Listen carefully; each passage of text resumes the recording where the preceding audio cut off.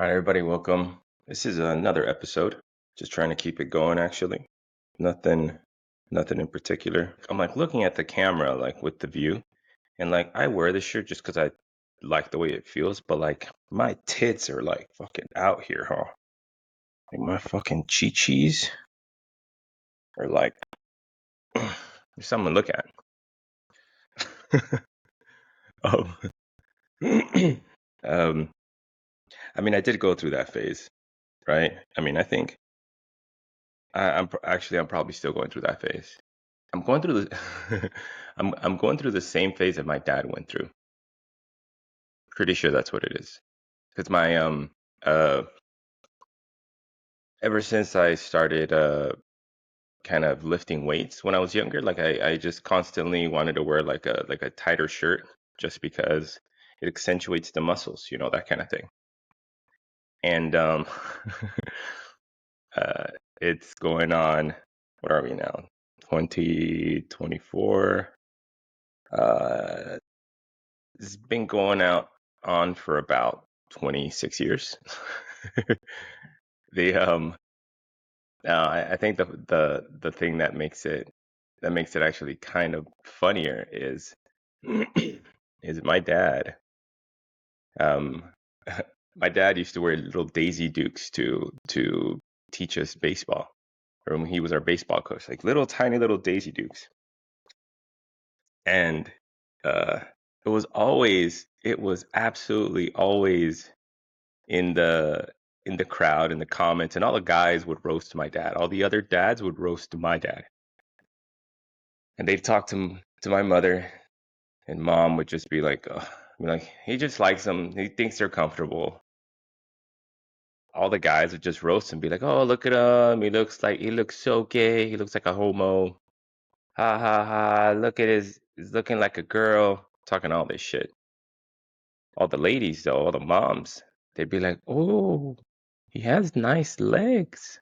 Mm-hmm. Mm-hmm. Oh, he has very muscular legs. Don't wear Daisy Dukes though, but they're nice. My dad knew what he was doing. Piece of shit. He knew exactly what he was doing. Um, it's I'm trying to remember where it was. It was years ago. It was I think it was during the last World Cup or the World Cup before, where I first started like learning that women actually did like guys with nice legs. Being being a thick bitch like I am, naturally I wear compression pants, like a slut, white ones, even on my period. And and it was just like I guess the point is I still think I'm in that phase. But I also don't think I buy a lot of clothes. So I'm not a clothes guy. I was, not anymore. I mean, half of the clothes that I got right now is either was given to me by some friends who work for a clothing company. And I didn't ask. They just gave it to me just because I'm not a complete asshole to their kids. And and then other clothes that I got was just because it was hot in Vegas. So I got like some of those breathable breathable tanks, like breathable kind of golf old man shirts kind of thing. And then everything else that I have is like super old. I just don't care about it anymore. I used to. I used to a lot. I used to a lot. I used to have multiple outfits, like full sets, shirt, pants, undershirt, that kind of thing. It was disgusting. I mean, back then it was cool as fuck. So cool. I'd have my I'd have my red and white Tommy Hilfiger flannel. I'd have my red undershirt because naturally it matched, and then I have my white undershirt under my red undershirt to match with the both colors of that. Then I would have my Fat Farm jeans or my Rockaware jeans, and and then I would have my K Swiss, my solid white K Swiss with uh with white laces and red laces. to match my shirt. Now, if you didn't do that back then, back in the 90s, you weren't stylish, motherfucker. Mm-mm, you were not. And I was. I just think I got over it. I mean, honestly, like, I don't know. I got over that phase. I got over the buying clothes phase to like make myself feel better. I decided to work more on my actual self-esteem instead of trying to buy stuff to mask my self-esteem. Now, don't get me wrong, I still buy stuff to mask my self-esteem. It's just not clothes. What do I buy to mask my self-esteem? Gym equipment? Maybe? But that's still like that. I don't think. What do you count that? Would you count that, Hogan? I don't think so. Definitely not a car. 'Cause I did do that. I did have that point in time where I bought that Chrysler 300 on 22s. Mm, yeah, it was like charcoal.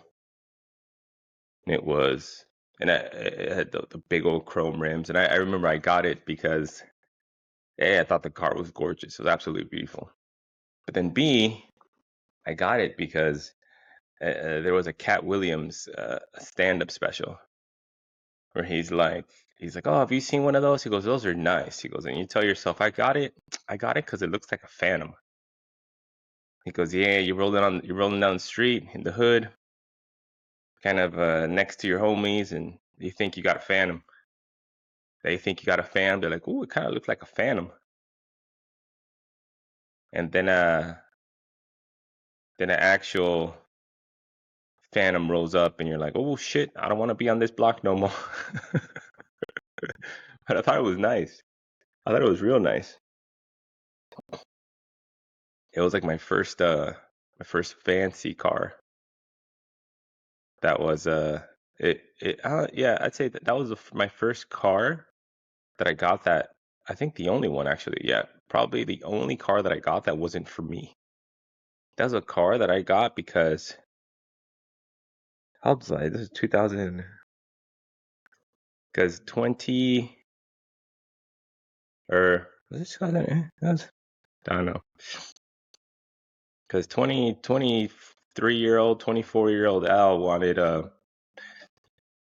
to get a car to get bitches. Wanted to get the car that would get the bitches.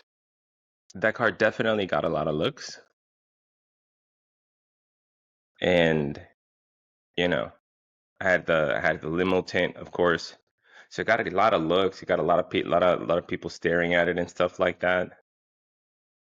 But then when I'd be at a red light and there'd be like girls walking, I'd pull up, roll the window down, just bzzz, stick my arm out and kind of just be like, they'd see me and after I just kind of give them a nod, they look at me and they just be like, yeah, I'm gonna keep walking. It's like, oh shit. It's like, are you sure? I'm bumping Soldier Boy. Kiss me through the phone. No? No, you don't wanna. I got Pretty Ricky is coming on next. You sure you don't wanna jump in the passenger seat? No, I'm okay. I'm just gonna walk. You sure? I'll move my bandana and baseball cap. You can sit in right next to me. No, it's okay. Are you sure? Oh, okay. Well, I'm just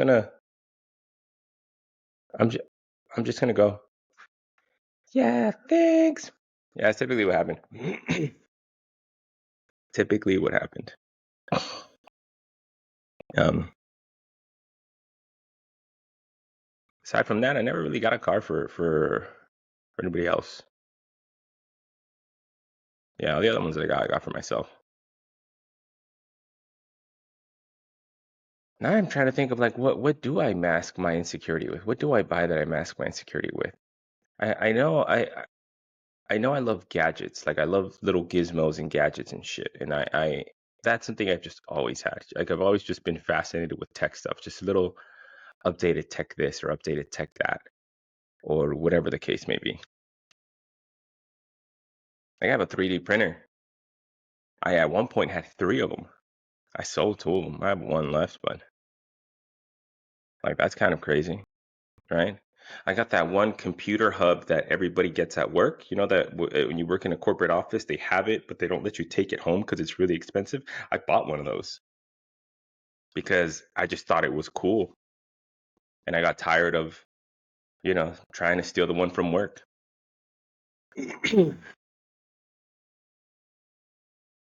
Right? I have like a smart everything for my place. Smart light bulbs, smart thermostat, smart. The only thing that I don't have that smart is my dogs. They're idiots. But yeah, I still can't really think of. I mean, what have you bought that you use to mask your self-esteem? Like there has to be something. There has to be something that you bought to kind of make yourself feel better. Back in my 20s, it was clothes. That's what I did. I used to buy clothes, a lot of clothes, a lot of shoes. And I still buy a good amount of shoes, but I buy them more for comfort. I buy them more because my feet just, w- once you go Crocs, you never go back. So, had to buy like wide type of, or not like wide toe box shoes kind of thing. But I don't really have anything else that I mask my self esteem with. Aside from, I would say the gym. I'd say probably that's kind of like the only thing that I do. And it's not necessarily like my gym equipment or anything. It's just like my fitness, my that kind of thing. Because when you do the whole fitness thing and when you get into like, when you get real ripped and you look real sexy and stuff, everybody compliments you all the time. And there's tons of people and tons of men and women who are just messaging you on social media and just telling you, hey, you look nice, or hey, oh my God, like, how can I look like you? Or you're so, you're so cute. Do you have a girlfriend? That kind of thing. But when you're not, don't nobody fucking message you. So it's a nice reality check, like, boom, punch you right in the face. You're like, oh man, I'm really sexy. Everybody wants me. And then you stop and then it's like, oh, mm, that's a pass. Hit me up when you're ripped. If not, don't fucking call me. Basically what happens. But you get used to it. Like not you get used to it. You get that fixed. And I think that's one of the things that I learned over the years, I guess I could say, when it comes to just kind of trying to mask my self-esteem. Because one of the things, of course, or actually I do believe this. This is a famous quote by Oscar Wilde. And Oscar Wilde says, everything in this world is about sex. Except sex. Sex is about power. So if you think about deep down, kind of just everything that you've ever done in your life has been one way or another related to you being able to pass on your genes, right? To be able to better your genes or to improve your chances with the opposite sex or to make you more desirable by somebody who you feel is better than you or at a higher level or can elevate your status. Just one of those things. Except for actual sex, except for you and that person. You and that person, it's always a power dynamic. It's always, um, I want you, you don't want me, now I want you more. Or vice versa. I want you. You want me too much. I don't want you anymore. Like um that is why those people um that that are always always present, always available, always there at every single waking moment, like just waiting for you to tell them what to do, just become undesirable. Just because there is no challenge, there is no power struggle. You won that interaction already. And vice versa. There's that one person that plays hard to get, doesn't answer your phone call all the time, is busy. You're constantly trying to nab their attention. That person becomes more and more desirable because you don't have that power. That's why I'm sure you guys have heard, right? It's all in the thrill of the chase. Well, with I guess circling back is using the things to mask my self-esteem, the whole fitness thing. When you get really when those few months out of every few years that I actually look really really sexy, um, there you see that power dynamic switch 180 degrees. You see all these people, all these women, all these men also who thought of you as just a nice person, as just like uh somebody that they follow on social media, that they see every once in a while, to all of a sudden just, oh my God, he is so hot. Or fuck, have you seen him? Like he's so fucking jacked. I want to look like that. Oh my God, his abs are so nice. So you see, like it kind of it switches. So you get like that fix, that self-esteem fix, I guess. And the tricky part, in masking your self-esteem, I mean, fitness is definitely something you do that with if you haven't worked on yourself enough. I mean, I think I've worked on myself an amount, but when you're when you have like these points where you were throughout your life where you felt your best, where you felt your most confident, where you physically just felt and looked like the best version of yourself, you always fantasize about, I need to go back to that time because that time was when I was the best. That was like my perfect body. That was my goal weight. I hear it all the time. It's like, oh yeah, I used to be ripped in high school, bro. Or oh, back when I was 20, like I was perfect. I mean, mm, were you? Were you really? Or oh, before I had kids and this. I mean, because you think that going back there is going to fix your self-esteem. It's not. It doesn't. Instead, you have never-ending body dysmorphia. You guys know what body dysmorphia is? If you don't, body dysmorphia is just having this negative, regardless of how you look, you have like this negative perception of how you look at that moment. You can be the absolute most beautiful, gorgeous, sexiest person in the world, and everybody can tell you that. But if you have body dysmorphia, you think you're disgusting. You think you're overweight. You think you're underweight. You think you're just undesirable. I think a lot of people suffer with that, but they just don't know that they do. They don't know that that's what it's called. They just think, I just need to go back to when I was 22 and without kids and watch, and you'll see. But you can't, bro. You can't, girl. You ain't going back to when you're 22. You're 40. You're 45. You're 50. You're all the F's. You're fucked. So maybe work on your self-esteem another way and go for a walk every once in a while. I hope you feel better. Thank you so much, everybody. That's it for today.